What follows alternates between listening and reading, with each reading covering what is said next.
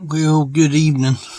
I got up today with another word on my mind. I'd been watching the news this morning and I looked at all the activities of 9/11 and read a lot of the posts on Facebook that had anything to do with 9/11 and everything. And there was some that was bringing back some feelings that they had from all them years ago of what happened during that time. I happen to remember where I was when everything let loose, and it seems like yesterday. But there was a word that came into me. I don't know how much Bible I'm going to use today. The word uneasiness came into my mind. And of course, we all know what uneasiness means. We don't really need to look it up, but a lot of times for the lost world, that word uneasiness can mean total devastation. It could mean just everything is backwards, so to speak. I looked up that word, uneasiness. It's a feeling of anxiety or discomfort. Well, you know what? To the world, it may be. To the world that has a hard time trusting in the Lord, they might have discomfort and anxiety. The unknown, the things of the unknown, there's things that are unknown in my mind. I'll be honest with you. There's things that I would like to go out and buy. Now, they're fleshly things and they're carnal things, but the Lord knows if I really have need of that or not. I'm not going to quit living my life, but I have an uneasiness about a lot of things right now. I have a lot of uneasiness when it comes to the state of people's souls. I have an uneasiness about that. I have some discomfort about people that are lost and that they don't know the Lord, in the event that something bad happens, that they don't know the Lord.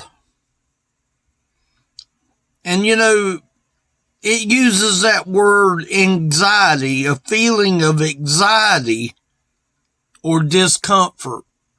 If you knew that pain was going to come your way and you was going to get into a situation where you was going to get in an accident, that you could suffer pain and possibly even die, then I could see where maybe that would be something that would be discomfort. Nobody wants to die. Nobody wants to get in an accident. And no doubt, them folks on that airplane all them years ago had no clue whatsoever that they was going to crash that airplane in the ground. I heard one commentator say this morning that there was literally nothing left of that plane in Pennsylvania. I mean, there was just nothing there. Now, I find that a little bit hard to believe, but I mean, I don't doubt that because I wasn't there, but I could almost imagine the devastation.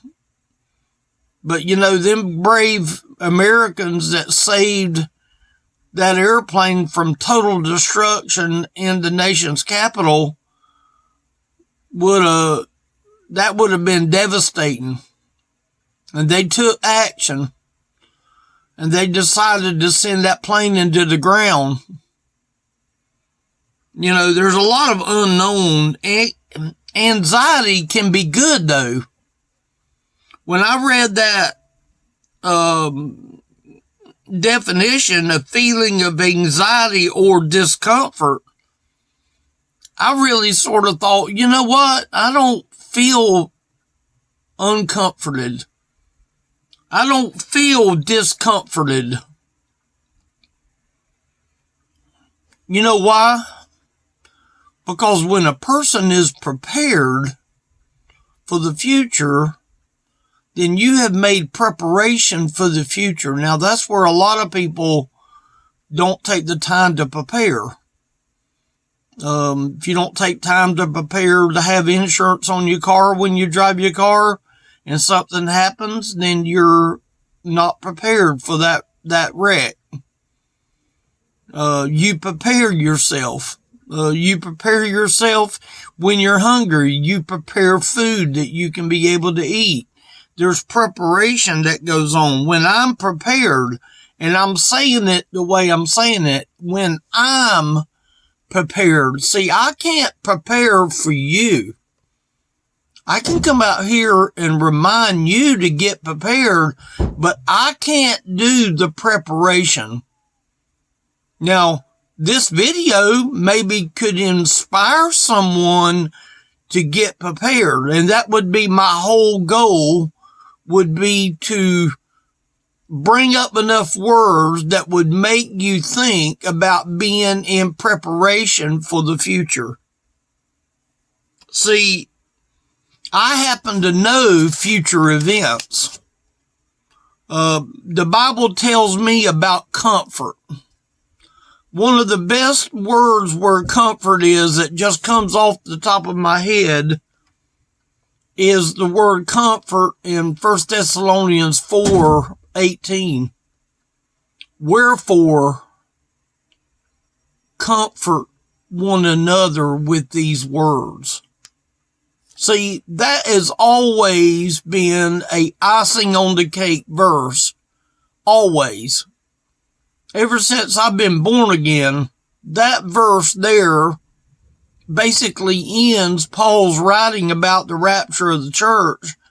And then he says, wherefore, or because of everything that he said in them verses from 13 up to verse 18, wherefore, or because of what I said, comfort one another with these words. The words that he just got finished speaking, there's comfort. See, I have comfort. The Bible tells me about comfort. Not only that, he's over all and he's above all. Every situation, every problem that I might have, he is over every situation and every problem. There's nothing that he is not over. He is over all things. Meaning to the ones that are his family, he is over all things. I am his child. Now, I can't go and point the finger and say you are his child because I don't know.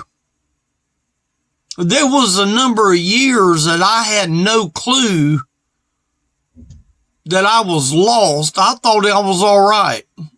But I come to realize that I was in a lost condition, so therefore I could say that I was in God's family, but was I really in God's family? How many people is really in God's family? How many would you say?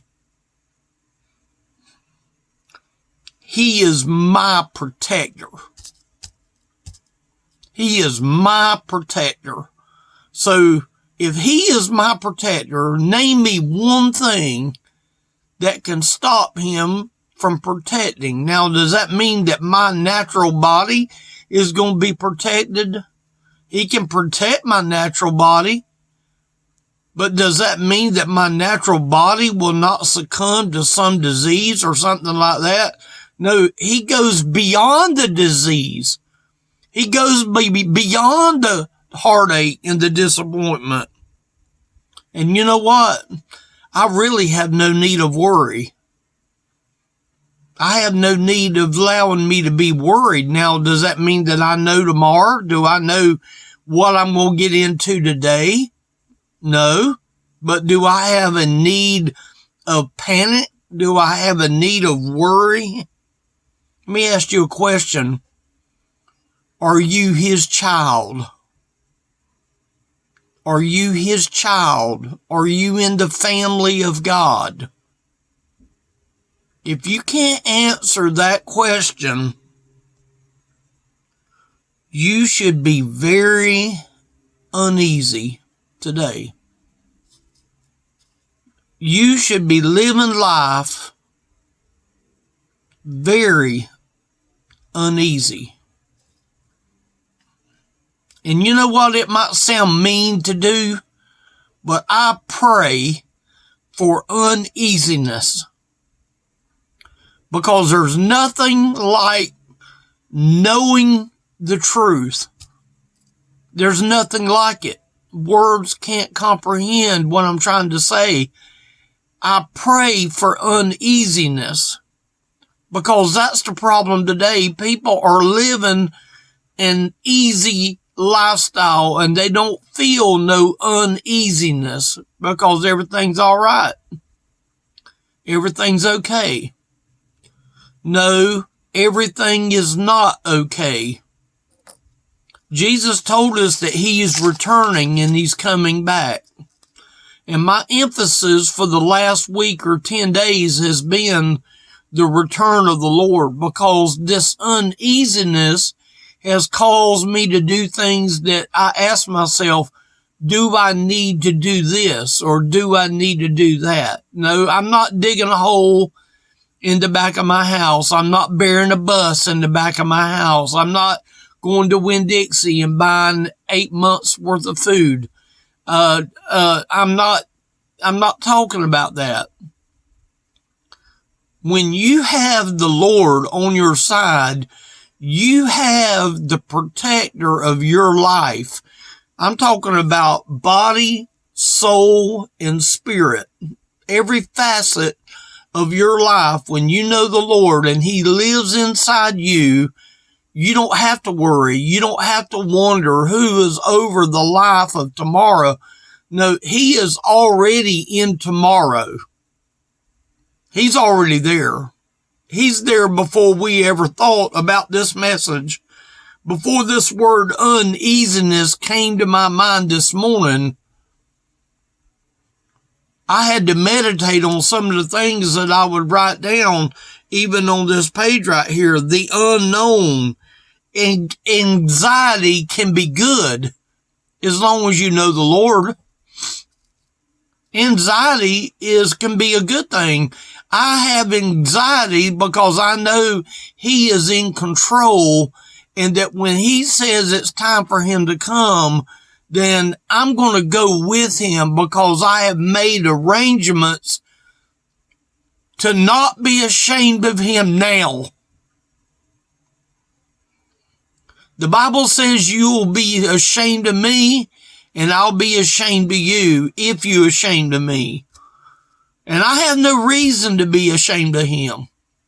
So my anxiety is not for discomfort. My anxiety is for comfort. But for the ones that are lost, it is discomfort.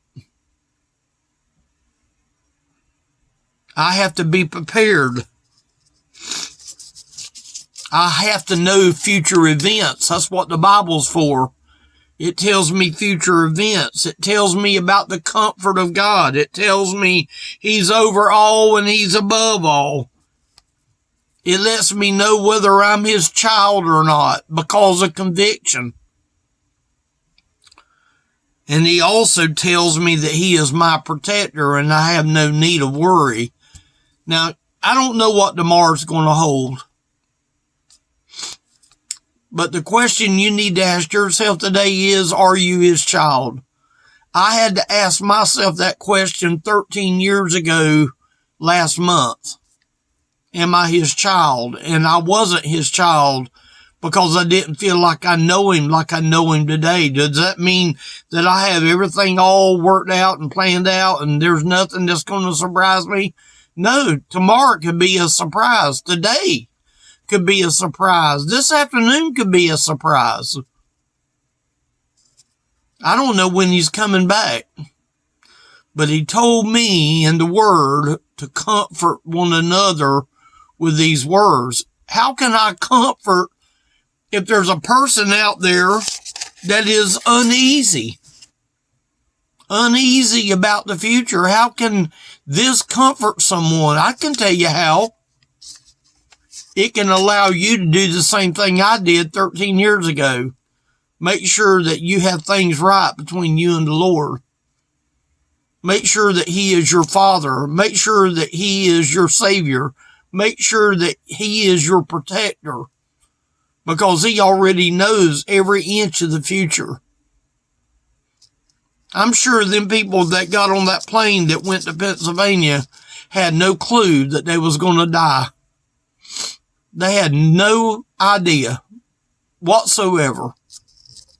I just pray that they was ready. elderlyministry.com is the website. If you'd like to correspond, love to talk with you. There's a phone number on that website. You're welcome to use it. Leave a message. I'll be glad to talk with you anytime I can. Just don't be uneasy, but there's only one way you can do that, is you know who Jesus is. I pray that you do.